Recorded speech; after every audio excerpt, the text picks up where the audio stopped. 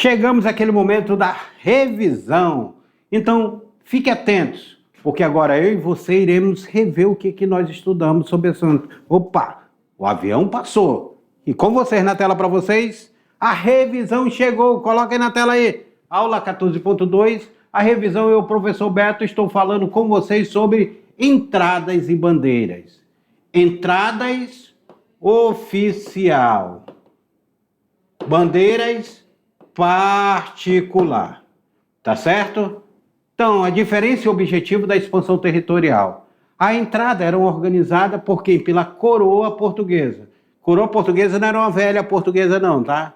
Era o país Portugal que era governado por um rei. Então era coroa. Objetivo, reconhecimento e ocupação do território. Seguiram rotas conhecidas para evitar conflitos diretos. Então eles tinham lá as rotas já das entradas, que já eram conhecidas, já tinham expulsado os indígenas de lá, e eles queriam evitar o conflito com os indígenas, porque dentro da mata os indígenas também sabiam resistir, e a flechada comia. As bandeiras, expedições privadas. Então aqui eram expedições do governo, e aqui eram expedições privadas, principalmente pelos paulistas. Qual era o objetivo? Encontrar ouro, capturar o indígena e expandir a terra. Atuavam com autonomia e também com muita violência, bastante violência. Nós temos aí, então, as entradas e as bandeiras, o objetivo delas. Caçadores de riqueza e escravizadores de indígenas. Um dos objetivos, tanto das entradas como das bandeiras, eles estavam caçando riquezas que podiam ter no Brasil que ainda não haviam sido descobertas. E ainda não tinham descoberto não, que era o ouro, a prata, o diamante que estava no interior do Brasil. Impulsionou a mineração e o desenvolvimento econômico e estimulou a interiorização da economia. Então, a busca de riqueza, eles vão entrar no interior do Brasil. A economia do Brasil ela vai mudar, ela vai deixar de ser apenas da cana-de-açúcar e vai passar a ser uma economia voltada ao ouro. Só que eles iam também escravizar os povos originários. Eles iam matar esses povos. Os que sobreviviam, eles escravizavam. Justificativa era que era uma guerra justa. Como é que é a guerra justa, gente? Os povos estavam em suas terras e eles chegavam de fora para escravizar. Era violenta, destrutiva e desumana. E afetou profundamente a cultura nativa. O impacto da formação do território brasileiro. A expansão territorial, rompimento do Tratado de Tordesilhas e definiu parte das fronteiras atuais. Então, isso daqui é o que vai ter nessa expansão.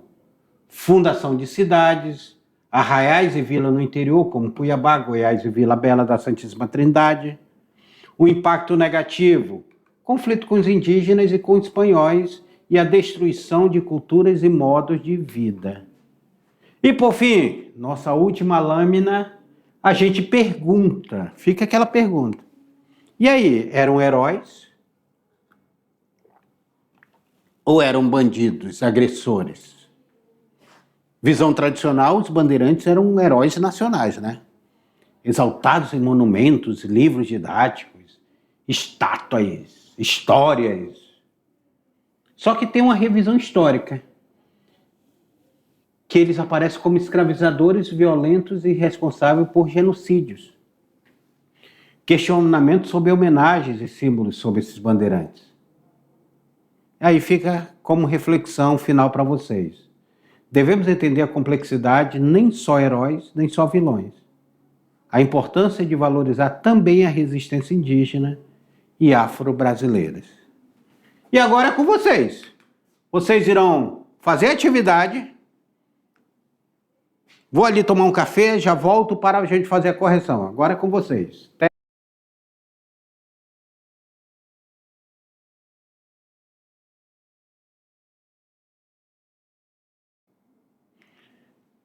Você foi meu herói, meu bandido. Ah, não, tava já cantando a música aqui que eu tava lembrando aqui. Mas e aí? Como é que tá a reflexão de vocês? A gente fica assim, professor, eu sempre vi os bandeirantes como heróis. E agora, o senhor está questionando sobre essa questão? A história, ela é feita por narrativas e análise dessas narrativas. Análise dos fatos históricos. Já pararam para pensar nisso? Igualmente você assiste uma novela de época, aquele romance e tudo acontecendo e tudo. Só que quando você vai para a época, analisar a época, as pessoas que estão ali naquela pompa e tudo, elas tinham seus escravos trabalhando para ela. Elas escravizavam seres humanos. A escravidão do Brasil, ela só vai ser abolida no final do século XIX, em 1888. Começa em 1500 até 1888. Olha o tempo de escravidão que o Brasil vai permanecer. Então, quando nós trazemos fatos históricos, é para vocês analisarem. Analisar os personagens históricos. Porque nem todo mundo é tão herói e nem todo mundo é tão bandido. Ali, eles precisam ser analisados. E outra coisa, nós historiadores, nós temos que ter a preocupação de nos desprendermos do nosso tempo presente. Porque o nosso tempo presente tem outra concepção, tem outra leitura de vida. Já pararam para ver aqueles programas de televisão que passavam na década de 80, 90? Já pensou aqueles programas de televisão que eram exibidos para nós crianças? Se fosse colocado hoje para as crianças de hoje assistirem, às vezes causaria espanto e escândalo. Palavras que a gente utilizava de uma forma natural, apelido que nós dávamos aos nossos colegas. Hoje é completamente proibido, porque há uma mudança de paradigmas e de conscientização. É isso que nós trazemos vocês para essa constante reflexão. Mas vamos lá corrigir. A primeira atividade aí, o que é que fala aí? Durante o período colonial, as entradas e bandeiras tiveram um papel fundamental na ocupação do interior do território brasileiro. Enquanto as entradas eram promovidas pela coroa portuguesa, bandeiras eram financiadas por particulares, geralmente os paulistas, com interesses econômicos próprios. Com base nesse contexto, o principal impacto territorial dessas expedições foi... Qual foi o principal impacto disso? A preservação dos tratados ibéricos garantida a soberania portuguesa apenas nas áreas litorâneas, a delimitação exata das fronteiras brasileiras com base no acordo com os povos indígenas, o respeito à terra indígena e sua incorporação com áreas autônomas do Império Português, a expansão das fronteiras para além do Tratado de Tordesilhas, considerando parte do atual território brasileiro, a definição das fronteiras brasileiras com a Espanha. E aí, meus queridos? Letra A, B, C ou D? Eu quero lembrar vocês o seguinte. Existe o Tratado de Tordesilhas. O Brasil era basicamente a parte litorânea. Pegava a parte litorânea. E até ali em Belém, do Grão-Pará. Lá em cima. E não chegava nem até o Rio Grande do Sul, aqui embaixo. Aí os bandeirantes começaram a explorar, a adentrar, a buscar novos territórios, a ir para o sertão. E essa entrada, essas bandeiras que conquistam novas terras, exploram novas terras, vão servir para que o Brasil também comece a expandir seu território. Só um dado que eu vou trazer para vocês aqui interessante. O Mato Grosso, a capitania do Mato Grosso, foi criada em 1748. Grave essa data aí. Professor, o que tem a ver a capitania ser criada em 1748? A capitania do Mato Grosso ela foi criada dentro de terras que, pelo Tratado de Tordesilhas, pertencia à Espanha e não a Portugal. E ela é criada em 1748, 2 anos antes da assinatura do Tratado de Madrid, que o Tratado de Madrid só é em 1750. Ou seja, se criou uma capitania dentro de terras espanholas, pelo Tratado de Tordesilhas, que só depois vai ser negociado e vai dizer, não, eu quero a filosofia do uti possidetis. Quem ocupa é o dono. Se eu estou ocupando aqui, eu sou o dono dessa terra. E aí o Tratado de Madrid, ele traz essa filosofia do uti possidetis. Na tela para vocês, por isso que a resposta correta é a letra D. A expansão da fronteira para além do Tratado de Tordesilhas, consolidando parte do atual território brasileiro. Só não vai entrar o Acre aqui. Depois que o Acre vai entrar no Tratado de Madrid em 1903. Se liga. Decolando para o futuro aí, vamos decolar para o futuro. Olha o nosso aviãozinho aí, fazendo todo um loop do conhecimento. Mediação tecnológica. Rondônia. As expedições brasileiras no interior do Brasil foram marcadas pela captura de escravização de indígena, com base na justificativa como guerra justa. Bem justa, né, a guerra. Os caras vão armados com pólvora e os indígenas com flecha. Que alegava ser legítimo escravizar povos que resistissem à catequese ou à dominação portuguesa. Esse processo revela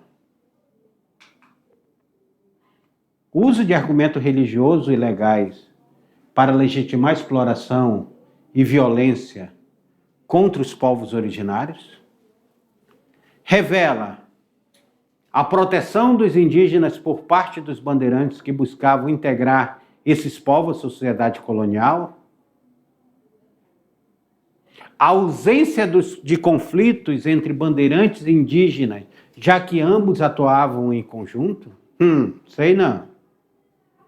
A recusa dos portugueses em utilizar o trabalho indígena na colonização. Ou letra E, a defesa da liberdade indígena pelos exploradores do sertão. E aí? Qual a resposta correta?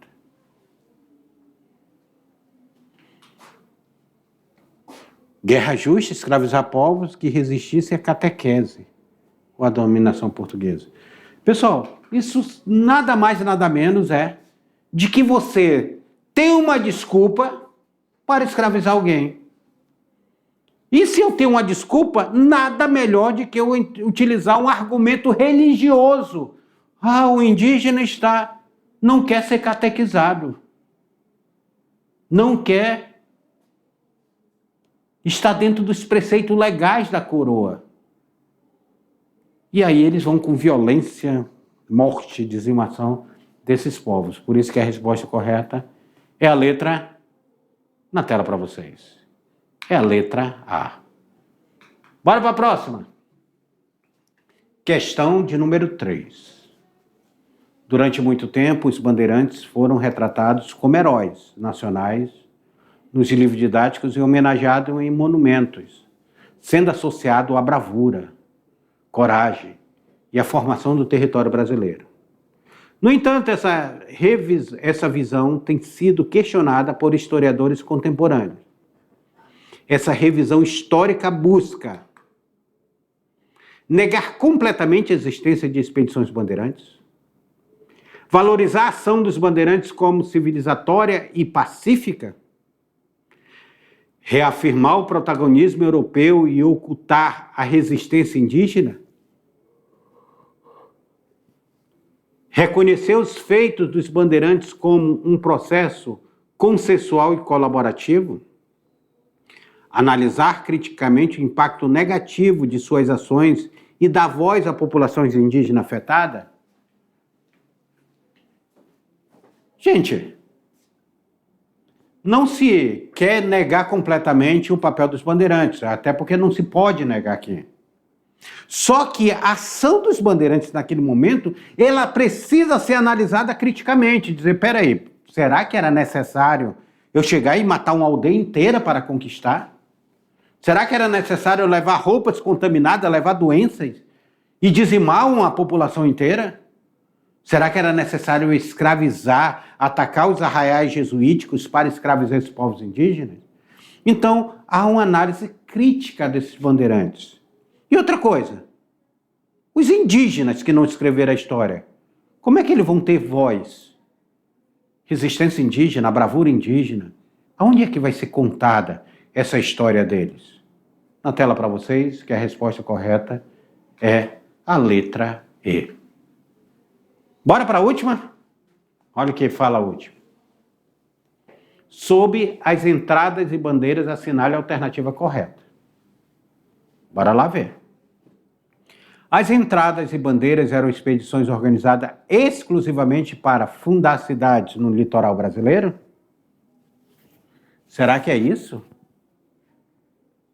E aí, na entrada e bandeira formando cidades no litoral brasileiro?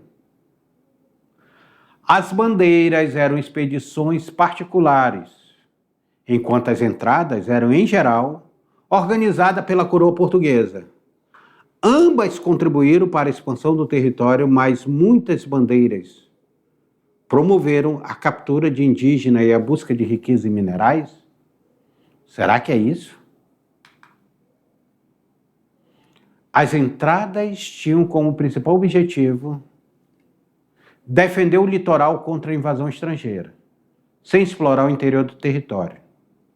As bandeiras foram responsáveis apenas pela catequização dos povos indígenas, sem utilização da escravização ou a violência? Ou letra E. As entradas e as bandeiras não tiveram influência na formação do atual território brasileiro, pois respeitavam rigorosamente os limites do Tratado de Tordesilhas? Sei não, se ela respeitava mesmo. E aí, letra A, B, C ou D, o que é essa número 4 aí? Pessoal, começou a adentrar, começou essas bandeiras, essas expedições, tanto ela como a entrada, elas começaram a ocupar, sair do litoral brasileiro e ocupar o sertão brasileiro, tá? Essas expedições aqui, então, ela tem esse papel de organização da coroa portuguesa, contribuíram para a expansão do território. O território começa a se expandir, sai da parte litorânea e entra. Tanto é que depois é assinado o Tratado de Madrid, que quase triplica o tamanho do Brasil. E, claro, eles vinham capturar indígenas. Vinham destruir quilombos também. Nós temos as bandeiras de prospecção, que buscavam pedras preciosas, as bandeiras de aprisionamento, de pré-ação, que aprisionavam os indígenas. Nós temos as monções, que faziam o comércio pelos rios. Nós temos vários tipos de entradas e bandeiras aí. Então, fica a questão correta, a letra na tela para vocês. Fica a letra B. As bandeiras eram expedições particulares, enquanto as entradas eram, em geral, organizadas pela coroa portuguesa, mas ambas contribuíram para a expansão do território, mas muitas bandeiras promoveram a captura e a busca por riquezas e minerais. Meus queridos, a gente chega no final da nossa aula, que trouxe para vocês um período colonial onde paulistas, chamados de bandeirantes, adentraram o sertão brasileiro para explorar o restante do Brasil. Isso vai servir para nós entendermos como vai ser criado o Mato Grosso, posteriormente o Rondônia, o Amazonas e toda essa região. E o professor Beto fica com essa aula por aqui. Até a próxima aula e é muito bom estar de volta aqui com vocês. Siga lá para vocês verem um pouquinho da história do professor Beto, o que aconteceu esses dias. Até lá.